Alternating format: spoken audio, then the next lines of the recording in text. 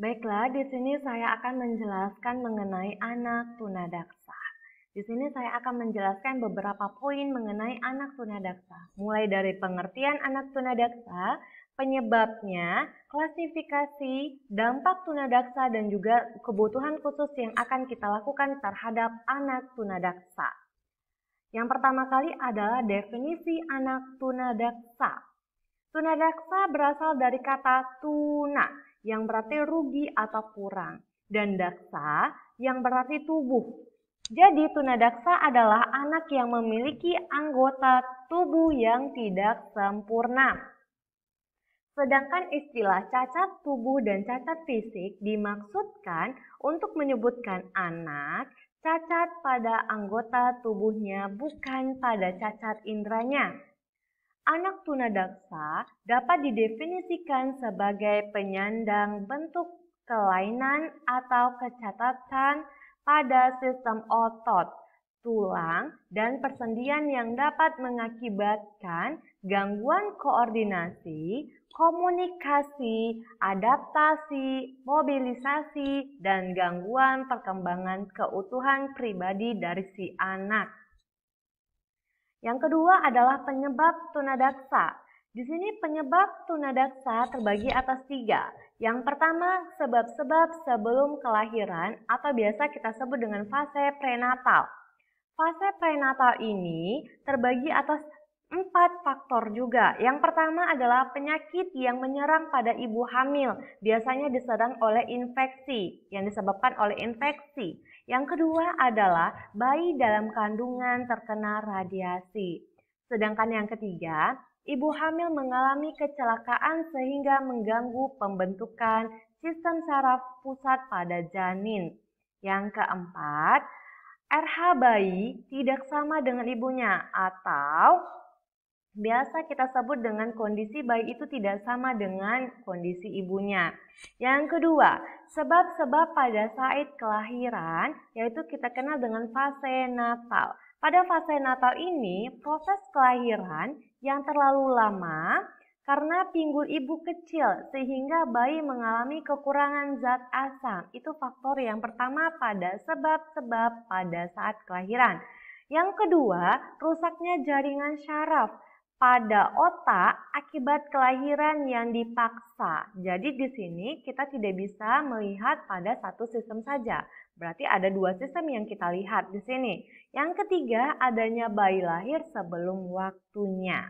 Berarti dibilang dengan bayi yang tidak pada waktunya dia melahirkan. Yang ketiga, poin ketiga adalah sebab-sebab setelah proses kelahiran atau biasa kita sebut dengan fase postnatal.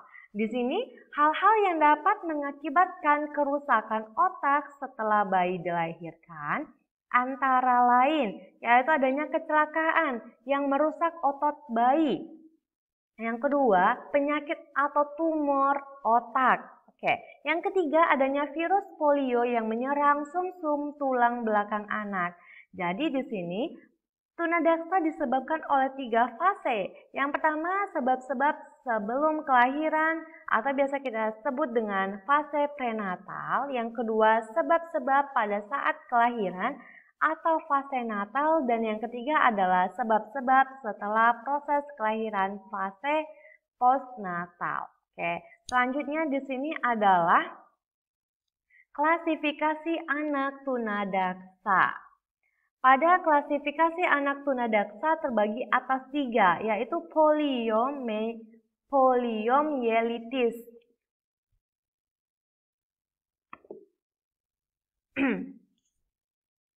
Oke, selanjutnya kita masuk pada klasifikasi anak tunadaksa. Di sini terbagi atas 3, yaitu poliomyelitis, yang kedua muskel ditrofi, dan yang ketiga spina bifida. Oke, di sini saya akan menjelaskan mengenai poliomyelitis. Di sini adanya kelumpuhan pada anak polio dapat disebabkan menjadi 4, yaitu adanya tipe spinal. Tipe spinal ini adalah kelumpuhan atau kelumpuhan pada otot-otot leher, sekat dada, dan juga tangan dan kaki. Yang kedua adalah tipe bulbaris, yaitu kelumpuhan fungsi motorik pada satu atau lebih saraf tepi dengan ditandai adanya gangguan pernafasan. Nah, yang ketiga, tipe bulbospinalis, yaitu gabungan antara tipe spinal dan juga tipe bulbaris. Oke, yang keempat adalah tipe encephalitis, yaitu biasanya disertai dengan adanya demam, kesadaran menurun, tremor, dan kadang-kadang kejang. Itu disebabkan oleh adanya poliomyelitis. Jadi biasanya kalau kita melihat anak-anak tiba-tiba demam, terus kesadarannya menurun dan juga kadang-kadang kejang, itu bisa disebabkan untuk poliomyelitis atau bisa dikategorikan dengan anak tunadaksa. Jadi supaya anak itu tidak mengalami cacat, kita segera melakukan tindakan membawa anak ke dokter. Selanjutnya yaitu yang poin kedua itu adalah muscle dystrophy, yaitu jenis penyakit yang mengakibatkan otot tidak berkembang karena mengalami kelumpuhan yang sifatnya progresif dan simetris. Nah, di mana penyakit ini ada hubungannya dengan keturunan. Jadi kalau misalnya kita di keluarga kita adanya keturunan tunadaksa, kemungkinan anak cucu kita juga mengalami tunadaksa, kelumpuhan pada tunadaksa, penyakit tunadaksa. Yang selanjutnya adalah poin ketiga yaitu spina bifida. Merupakan jenis kelainan pada tulang belakang yang ditandai dengan terbukanya 1 atau 3 ruas belakang dan tidak tertutupnya kembali selama proses perkembangan. Akibatnya, fungsi jaringan saraf terganggu dan dapat mengakibatkan kelumpuhan, yaitu disebut dengan hidrosephalus. Ya, hidrosephalus ini adalah pembesaran pada kepala karena produksi cairan yang berlebihan. Jadi kalau misalnya kita lihat ada anak-anak yang kepalanya besar, itu dinamakan dengan hidrosephalus. Jika kita tidak menanganinya secara cepat, maka anak tersebut bisa dikategorikan dengan anak tunadaksa. Bisa masuk nanti pada penyakit anak tunadaksa. Setelah itu kita masuk pada dampak tunadaksa.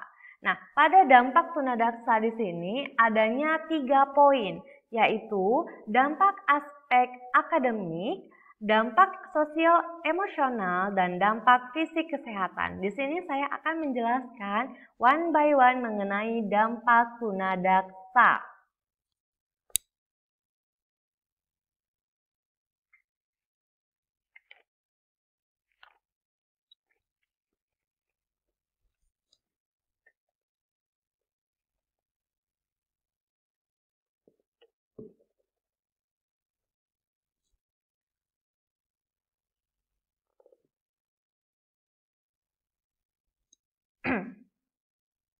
Dampak tunadaksa terbagi atas 3 poin. Yang pertama dampak aspek akademik, yang kedua dampak sosial emosional, dan yang ketiga adalah dampak fisik atau disebut dengan kesehatan. Baiklah, di sini saya akan menjelaskan one by one mengenai dampak tunadaksa. Poin pertama adalah dampak aspek akademik. Pada dampak aspek akademik ini, anak tunadaksa pada aspek dampak. Baiklah, di sini saya akan menjelaskan mengenai dampak tunadaksa. Di sini ada poinnya, ada 3, yaitu dampak aspek akademik, dampak sosial atau emosional, dan dampak fisik atau kesehatan.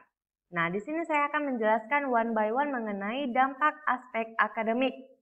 Pada dampak aspek akademik, anak tunadaksa meliputi ciri khas kecerdasan, yaitu kemampuan kognisi, persepsi, dan simbiolisasi mengalami kelainan, dan karena terganggunya sistem cerebral sehingga mengalami hambatan dalam belajar dan mengurus diri. Anak tunadaksa karena kelainan otot dan rangka tidak terganggu, sehingga dapat belajar secara lebih normal, seperti anak normal lainnya. itu adalah aspek akademik. Jadi di sini dampak aspek akademik itu tidak tercantum pada IQ-nya atau tidak terganggu pada kemampuan otaknya. Oke. Selanjutnya yang kedua adalah dampak sosial atau emosional. Nah, di sini pada aspek sosial atau emosional, anak tunadaksa menunjukkan bahwa konsep diri dan respon serta sikap masyarakat yang negatif terhadap anak tunadaksa mengakibatkan anak tunadaksa mengalami tidak mampu atau tidak berguna sehingga menjadi lebih rendah diri. Nah, akibatnya kepercayaan dirinya hilang dan akhirnya dia tidak menyesuaikan diri dengan lingkungan sosialnya. Mereka juga menunjukkan sikap mudah tersinggung, mudah marah, lekas putus asa, rendah diri, serta kurang dapatnya bergaul dengan teman-teman sebayanya. Itu pada dampak aspek sosial emosional. Oke, selanjutnya yang ketiga adalah dampak fisik atau kesehatan. Nah, pada dampak fisik atau kesehatan ini, anak tunadaksa biasanya selain mengalami cacat tubuh, juga mengalami gangguan lain seperti sakit gigi, berkurangnya daya pendengaran, penglihatan, gangguan bicara, dan gangguan motorik. Jadi pada dampak fisik atau kesehatan ini, anak-anak terlihat pada fisiknya atau pada tubuhnya yang kurang dari teman-teman sebayanya.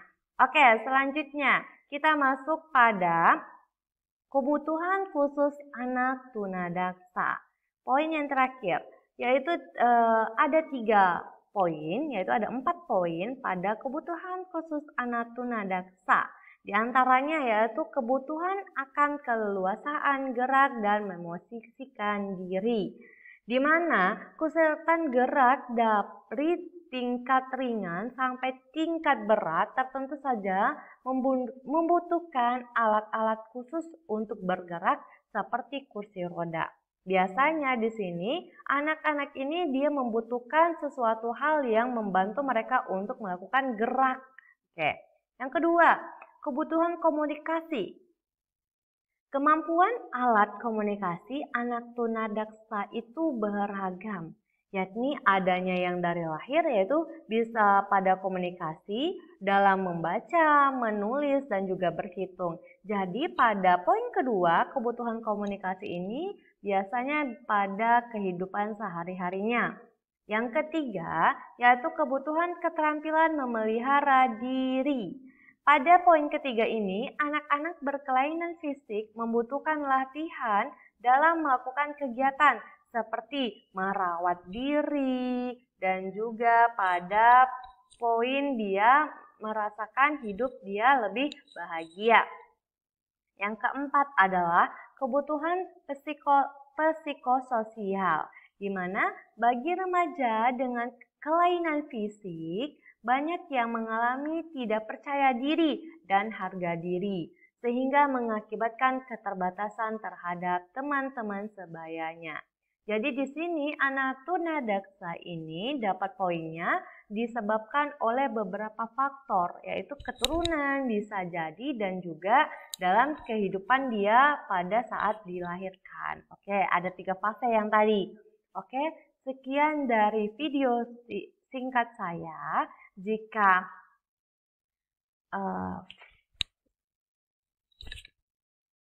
baiklah, sampai di sini video singkat saya mengenai anak berkebutuhan khusus tentang tunadaksa.